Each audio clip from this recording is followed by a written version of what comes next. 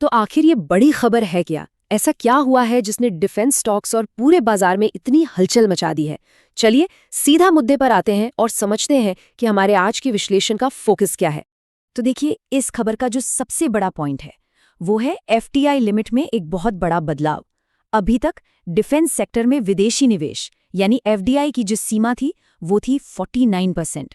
लेकिन हाल ही में रॉयटर्स की एक रिपोर्ट आई है और उसके आधार पर जो हमने एनालिसिस किया है उसके मुताबिक सरकार इस लिमिट को बढ़ाकर 74% तक करने पर विचार कर रहे हैं। ये वाकई एक बहुत बड़ा जंप है। तो इस प्रस्ताव की खास बातें क्या हैं? पहली और सबसे बड़ी बात, जैसा हमने कहा, एफडीआई को 49% से बढ़ाकर 74% तक ले जाने का आइडिया। लेकिन बात यहीं खत्म नहीं होती। इसके साथ साथ जो विदेशी संस्थागत निवेशक हैं यानी एफआईआईज, जो घरेलू डिफेंस कंपनियों में पैसा लगाते हैं, उनके लिए भी नियमों में कुछ ढील देने की बात चल रही है। अब देखिए, कोई भी बड़ी खबर आती है तो उसका असली टेस्ट तो बाजार ही करता है ना? तो जैसे ही ये खबर सामने आई, मार्केट ने इस पर तुरंत रिएक्ट किया। चलिए देखते हैं कि बाजार का मूड कैसा रहा और इन्वेस्टर्स ने इस खबर को कैसे लिया। और बाजार की प्रतिक्रिया को अगर एक लाइन में समेटना हो तो वो बस इतनी सी है, ये एक बहुत बड़ी पॉजिटिव खबर है। हमारे विश्लेषण में ये बात बिल्कुल साफ दिखी कि निवेशकों ने इस खबर को हाथों हाथ लिया है, क्योंकि इससे सेक्टर में नए निवेश और नई टेक्नोलॉजी आने की उम्मीदें एकदम से बढ़ गई हैं। और इस पॉजिटिव सेंटिमेंट का असर हमें सीधे सीधे डिफेंस स्टॉक्स पर देखने को मिला। हिंदुस्तान एरोनॉटिक्स लिमिटेड यानी HAL और भारत इलेक्ट्रॉनिक्स लिमिटेड यानी BEL जैसे बड़े शेयरों में अच्छी खासी तेजी दिखी। लेकिन सबसे दिलचस्प कहानी रही भारत डायनामिक्स की। ये स्टॉक दिन की शुरुआत में थोड़ा नीचे था, पर इस खबर के आते ही इसमें एक जबरदस्त रिकवरी देखने को मिली।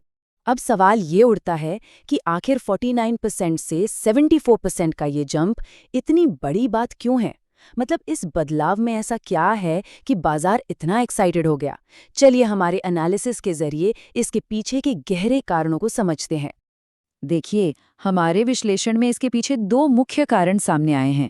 पहला, ये सेक्टर पहले से ही निवेशकों की नज़र में काफ़ी मजबूत है, और दूसरा, ये जो खबर है ये उस मजबूती के ऊपर एक एडिशनल ट्रिगर का काम कर रही है।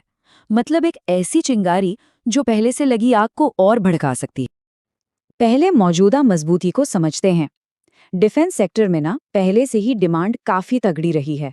म्यूचुअल फंड्स ने इसमें बड़ा पैसा लगाया है, रिटेल इन्वेस्टर्स की भागीदारी भी बहुत मजबूत रही है, और विदेशी निवेशक भी डिफेंस को लेकर काफ़ी बुलिश रहे हैं। और ये खबर इसी मजबूत माहौल के ऊपर एक एडिशनल ट्रिगर की तरह आई है। ये एक ऐसा बड़ा डेवलपमेंट है जो विदेशी कंपनियों को भारत में एक बड़ी हिस्सेदारी के साथ निवेश करने के लिए मोटिवेट करेगा। इससे होगा क्या? इससे सेक्टर में नई टेक्नोलॉजी भी आएगी और डिमांड का एक नया दौर भी शुरू हो सकता है।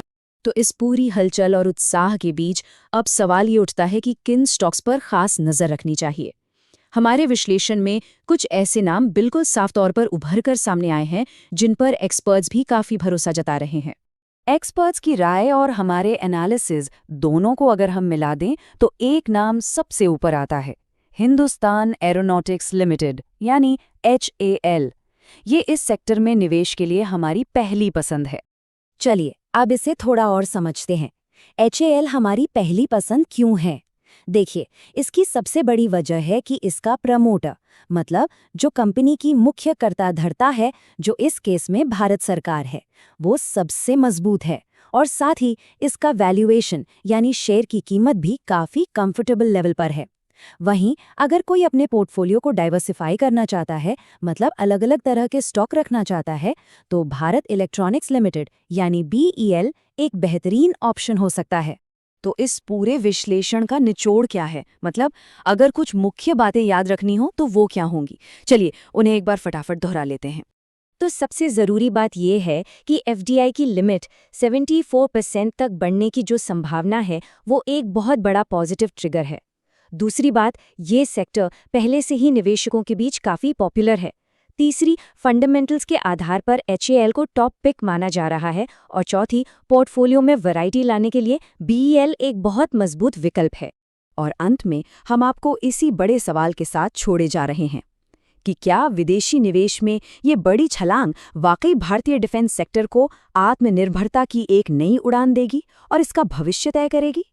इस पर विचार जरूर कीजिएगा।